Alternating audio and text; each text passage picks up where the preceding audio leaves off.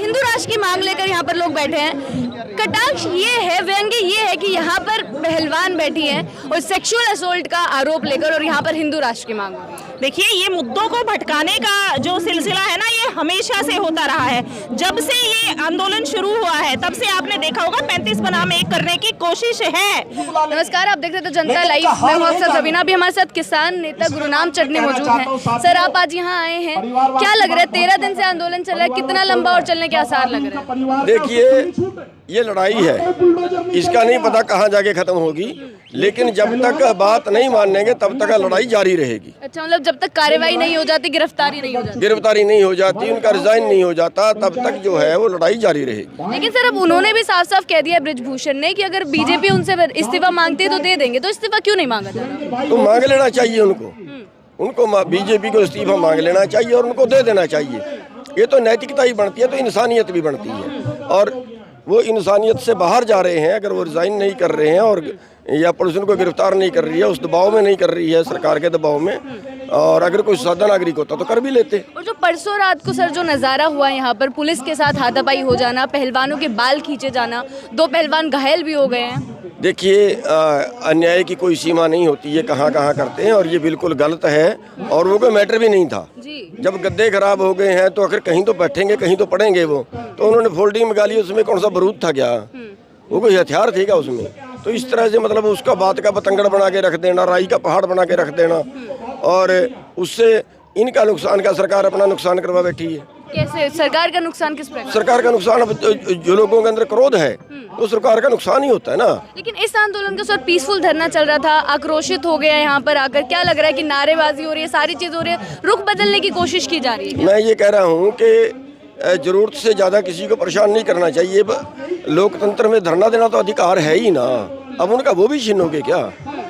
तो अगर वो छीनेगा तो फिर लोकतंत्र बचेगा कहाँ? तो पूरे देश का नुकसान हो जाएगा। बहुत बहुत शुक्रिया। हमारे साथ बातचीत करने के लिए सुमन हुड्डा जी मौजूद हैं। मैम, आप आई हैं, चढ़ूनी जी आज दूसरी बार आ गए हैं जंतर मंतर पर अपना समर्थन दिखाने के लिए। आप कब से बनी हुई हैं और क्या क्या चीजें देख रही हैं? क्योंकि जिस प्रकार से परसों की जो हालात हुई, लग रहा है कि प्रदर्शन को तब्दील करने की कोशिश हो रही है। बिल्कुल, प्रेशर डालने की कोशिश है, और इसी प्रेशर में एक कड़वी बात बोलना चाहूँगी, इसी प्रेशर में आंदोलन जो है पार भी होते हैं और फेल भी होते हैं। तो ये दोनों तरफ की रणनीति हो सकती है। हमको इस टाइम पे बहुत ज़्यादा सतर्क रहने की ज़रूरत है, और बच्चों की सुरक्षा के लिए भी हमें बहुत ध्यान रखने की ज़रूरत है, और इस आंदोलन को बचाने की भी इस वक्त पे सख्त ज़रूरत है। जिस प्रकार से अब सुप्रीम कोर्ट ने मैम बोल दिया कि अगर ज्यादा मांगे हैं तो हाई कोर्ट में चले जाइए, बार बार सुप्रीम कोर्ट से आस लगी हुई थी कि नहीं वहीं से न्याय मिल सकता है, कि कानून व्यवस्था से बोल रहे थे कि उठ चुका है, प्रशासन से विश्वास उठ चुका है।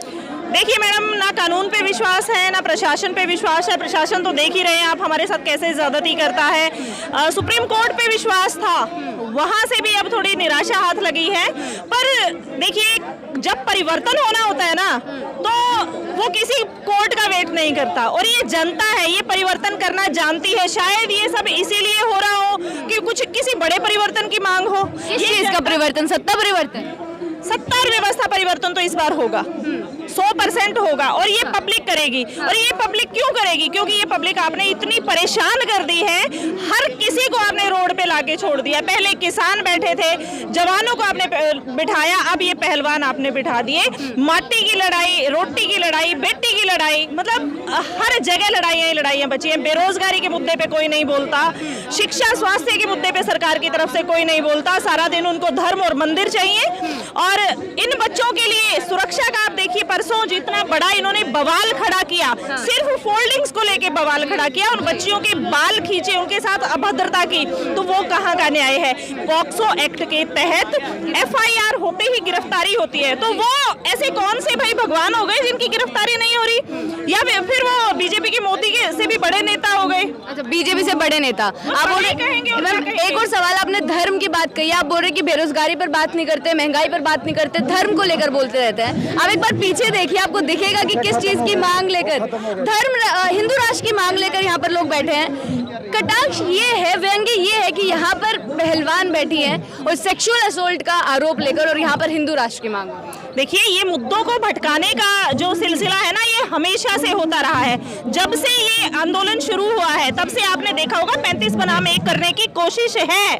वो 35 बनाम 1 करने की कोशिश इनकी सफल नहीं होगी। अगर वो खिलाड़ी जिन्होंने आरोप लगाए हैं, आरोपी खिलाड़ी जो हैं, उनका अगर आप कास्ट जाके चेक करेंगे ना, वो इन्हीं के समाज की बेटियां और इन्हीं के मुंह पे तमाचा है। जब उनकी आइडेंटिटी हम रिवील नहीं कर सकते, जो इनको जाट समाज और परिवारवाद बताया जा रहा है, जाट समाज से नहीं है। हाँ। वो सभी समाजों से आती हैं वो बेटियां। हाँ। तो जो अन्य समाज के लोग सिर्फ एक समाज को टारगेट कर रहे हैं ना, कि एक समाज का आंदोलन है, एक कम्युनिटी का आंदोलन है, तो ये बात उनके मुंह पे तमाचा है कि इज्जत तो तुम्हारी बेटियों की भी उछली है। कब तक तुम जात धर्म के चक्कर में फंसे रहोगे? तुम्हारी आज दूसरे की बेटी पे आई है, कल बारी तुम्हारी भी आएगी। तो घरों में बैठने की बजाय, सोशल मीडिया पे दूसरों पे कीचड़ उछालने की बजाय, दूसरों की बेटियों पर गलत लिखने की बजाय ग्राउंड लेवल पर आइए। हम यूं नहीं कहते कि ये पहलवान सही है, आप जांच करवाइए। अगर इनकी गलती मिलती है तो आप इनको सजा दीजिए, ताकि कोई दोबारा अनर्गल या गलत आरोप ना लगाए। पर अगर ब्रजभूषण की गलती है तो उसको आपको सजा देनी पड़ेगी, गिरफ्तार करना पड़ेगा। एक और चीज कहना चाहूंगी, बोले कि एफआईआर हो गई है। एफआईआर क्या है? 2 एफआईआर हो गई है, एक फर्स्ट इन्फॉर्मेशन रिपोर्ट ओनली, ठीक है। वो एफआईआर का तो फर्रे यहाँ टंगे हुए आपने देखे होंगे। वो सैकड़ों एफआईआर ऑलरेडी हैं, तो एफआईआर से तो उनका कुछ बिगड़ने वाला नहीं है। तो एफआईआर से फर्क नहीं पड़ता है, वो किस चीज से फर्क पड़ेगा? वो सिर्फ एक रिपोर्ट है। हाँ।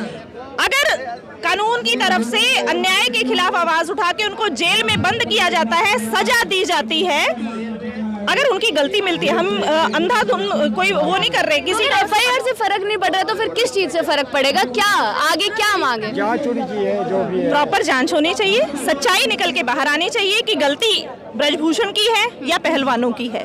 जिसकी भी गलती हो उसको सजा मिलनी चाहिए। 13 दिन हो गए मैम, इसके बाद कब कार्रवाई, कब किसान आंदोलन में 13 महीने बैठे थे, तो यहाँ पर भी वही ऐसा है। हम सोच के बैठे हुए, इतना लंबा। देखिए, हम नहीं चाहते कि खिलाड़ियों का भविष्य खराब हो, उनको खेलना भी है, देश के लिए मेडल भी लेके आने हैं, हमारा गर्व है वो। हम नहीं चाहते कि वो सड़कों पे बैठे।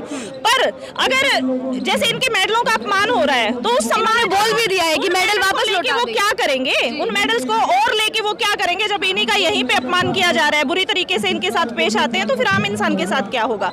और बेटियां भी डिमोरलाइज होंगी और वो इस फील्ड में आने से बचेंगी कि अगर हरासमेंट ही होती है तो पेरेंट्स भी नहीं भेजना चाहेंगे। फिर जो एक लाइन विनेश फोगाट ने बोली कि क्या इसी दिन के लिए हम मेडल्स जीत कर लाए थे अपने देश के लिए? बोली, बिल्कुल सही बोली। ये देश का दुर्भाग्य है कि बच्चा इतना सा होता है, गोद में होता है, तब हम उसको पालना, खिलाना और प्रैक्टिस करवाना शुरू करते हैं, और आगे जाके उसको आगे बढ़ने के लिए, अपने करियर में आगे दिशा, उसको मंजिल पाने के लिए उसको हर तरह के कॉम्प्रोमाइज करने के लिए मजबूर किया जाता है। तो इस चीज के लिए जो इनके साथ हुआ, बाल पकड़ के खींचना, इन पर आक्रमण करना, उन चीजों के लिए ये बेटियां हमने पैदा नहीं की थी, ना ही इन लोगों ने उस चीज के लिए मेडल हासिल किए थे। बहुत बहुत शुक्रिया मैम।